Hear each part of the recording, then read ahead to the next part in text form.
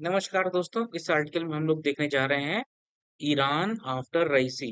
तो सभी को पता होगा कि जो ईरान के प्रेसिडेंट थे इब्राहिम रईसी, उनका क्या हुआ है, प्लेन क्रैश में उनकी हो गई है डेथ। तो अभी बहुत सारी कयासबाजी लगाई जा रही है और कहा जा रहा है कि इसराइल का भी हाथ हो सकता है। कॉन्स्पिरेसी थ्योरीज जो है फ्लोट हो रही मार्केट में, पर उस सब का भी कोई बहुत ज्यादा खास या कुछ कॉन्क्रीट निकल के नहीं आ रहा है, राइट। तो अब हम इस आर्टिकल में क्या देखने जा रहे हैं, हम देखेंगे कि ओवरऑल ईरान की जो पॉलिटिकल सिचुएशन है वो क्या रहेगी और इंडिया के साथ उसका रिलेशंस जो है उस पर क्या कोई इम्पैक्ट पड़ने वाला है या नहीं होने वाला है, राइट। तो ये आर्टिकल लिखा हुआ है किसने? स्टैनली जॉनी ने। तो स्टैनली जॉनली क्या है? ये जो है द हिंदू के बहुत ही इंपॉर्टेंट फॉरेन पॉलिसी के कंट्रीब्यूटर हैं। तो इनके आर्टिकल्स आते रहते हैं एंड अगर आप जरा भी दिलचस्पी है फॉरेन रिलेशंस में, इंटरनेशनल रिलेशंस में, तो आप द हिंदू के इनका आर्टिकल आप रेगुलरली पढ़ते रहिए। Is a very good commentator on international affairs. Okay, तो चलिए हम लोग देखते हैं इस आर्टिकल्स में ये क्या कह रहे हैं। Let us begin. देखो, अब ईरान का क्या है, ईरान का जो थियोक्रेटिक सिस्टम है, ईरान का क्या है, it is a theocratic system जो पॉलिटिकल है, राइट। तो थियोक्रेटिक सिस्टम क्या होता है? जहाँ पे जो पॉलिटिक्स होती है, पॉलिटिक्स किस पे डिपेंड करती है? रिलीजन पे। वो ऐसे कोई भी पॉलिटिकल सिस्टम जहाँ पे रिलीजन, कोई कॉन्स्टिट्यूशन नहीं बट किसी रिलीजन पे डिपेंडेंट होता है, उसको क्या हम बोलते हैं? Theocratic system. और सेमी रिप्रेजेंटेटिव मतलब कि फुल डेमोक्रेसी नहीं है वहां पे। तो ये जान लो पॉलिटिकल सिस्टम के बारे में, ईरान में कैसा है, semi representative theocratic system, right. अगला देखो, यहाँ पे सुप्रीम लीडर क्या है? जो अयोतुल्ला खमेनेई है, वो क्या है? सुप्रीम लीडर है। और वही जो है ज्यादातर फैसले लेते हैं। उनके अनुमति के बिना ज्यादातर कुछ हो नहीं पाता है। और ये कहा जा रहा है कि चूंकि प्रेसिडेंट की डेथ हो गई है, तो ऐसा नहीं है कि जो ईरान है वो कोई पॉलिटिकल इनस्टेबिलिटी में चला जाएगा, राइट। तो चूंकि अयोतुल्ला खमेनेई है वहां पे, तो वो पीसफुल ट्रांजिशन हो जाएगा वहां पे, कोई ऐसी दिक्कत नहीं आने वाली है। ओके, तो जो सुप्रीम लीडर हैं has final say over critical matters of national security, ये चीज आप देख लो। एंड डे टू डे, ये तो। और पास्ट में क्या हुआ है? Presidents have tried to use limited autonomy, they have to push their agenda. क्या मतलब है? कि जो प्रेसिडेंट्स बनते हैं उनको थोड़ा बहुत ऑटोनॉमी मिलती है तो वो अपना एजेंडा पुश करते हैं। लेकिन ओवरऑल क्या है कि खमेनेई की जो पकड़ है वो बहुत ज्यादा मजबूत है। इसलिए जो भी पॉलिटिकल सिचुएशंस होती हैं, पॉलिटिकल डिसीजन मेकिंग होती है, उसमें बहुत ज्यादा रोल रहता है खमेनेई का।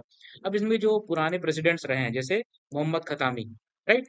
मोहम्मद खतामी जब चाबहार वाली डील स्टार्ट हुई थी, राइट। तो चाबहार की जब डील स्टार्ट हुई थी तो मोहम्मद खतामी ही आए थे इंडिया में, राइट।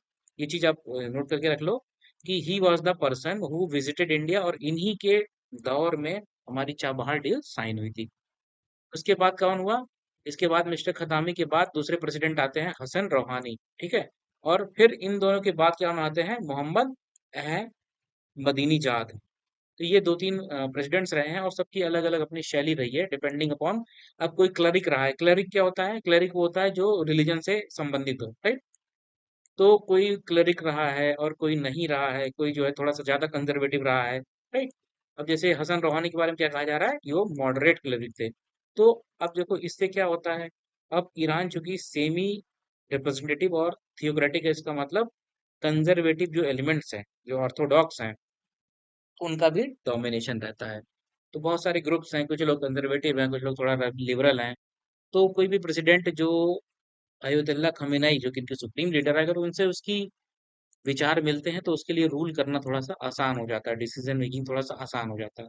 तो अब यहाँ पे ये तीन जो प्रेसिडेंट्स रहे हैं, खटामी, रोहानी और मदीनीजाद, ठीक है। इन लोगों के बाद जो अभी आए थे 2021 में, इब्राहिम राइसी थे, ठीक है। अब उनको कहा जाता था कि वो जो है वो थोड़ा सा कंजर्वेटिव थे और he was more in consonance, अर्थात कि उनका जो सुप्रीम लीडर के साथ है उनके संबंध ज्यादा अच्छे रहने की संभावना थी, right.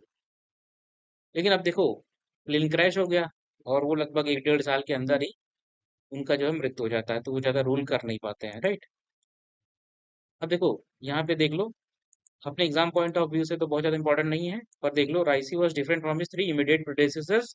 Unlike Khatami he had no plan of reform Iran tightly held Islamic system, ठीक है। अब जो खटामी थे, जो 2003 के आसपास थे, तो वो जो है रिफॉर्म करना चाहते थे, और इसकी वजह से सिविल प्रोटेस्ट और इस सब पे दिक्कत आ रही थी, राइट। और वो उसके ऊपर जो है क्लर्जी के ऊपर और इस सब पे अपना रिफॉर्म एजेंडा चलाना चाह रहे थे। ओके। तो ये सब चीजें जो है इनके पॉलिटिकल सिस्टम में चल रही थी। अब इससे इंडिया का बहुत ज्यादा कुछ लेना देना नहीं है, राइट। तो जो भी इंटरनल पॉलिटिक्स होती है किसी कंट्री का, उससे इंडिया का बहुत ज्यादा इंटरफेरेंस नहीं होता है।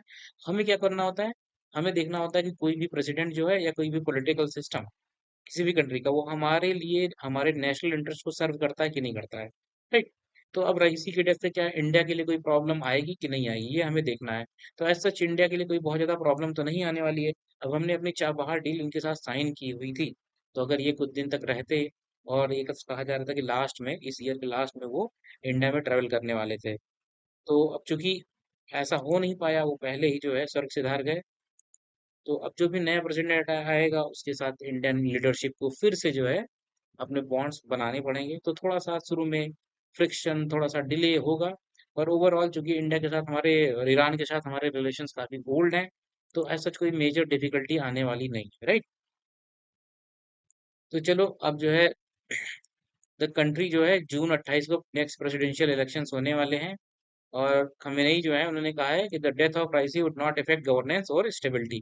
तो ये इंपॉर्टेंट बात है हमारे लिए और इंटरनेशनल रिलेशंस के जो भी पड़ोसी देश हैं ईरान के, उनके लिए। तो इससे कोई दिक्कत नहीं आने वाली है, कोई नया प्रेसिडेंट बन जाएगा जल्दी है। और इंडिया ने क्या किया, इंडिया ने ईरान से हमदर्दी जताते हुए जो है वन डे को, एक दिन को मॉर्निंग डे रखा हुआ था, ठीक है। और इंडिया ने जो अपना जो फ्लैग है उसको झुका दिया था, राइट।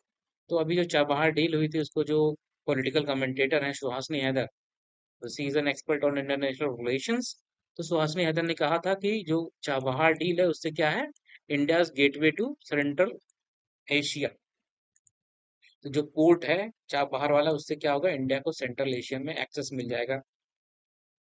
और उससे हमारी कंट्री की जो इकोनॉमी है, ट्रेड एंड कॉमर्स है, एनर्जी सिक्योरिटी है, सब पे बहुत बढ़िया असर पड़ने वाला है, वो बूस्ट हो जाएगा। ओके। तो ऑल दिस थिंग्स है, अभी तो हमने देख लिया सब कुछ जो भी काम का चिंता। अब कोई भी नई अपडेट होगी तो हम आपको जल्दी ही नया वीडियो से अपडेट करेंगे।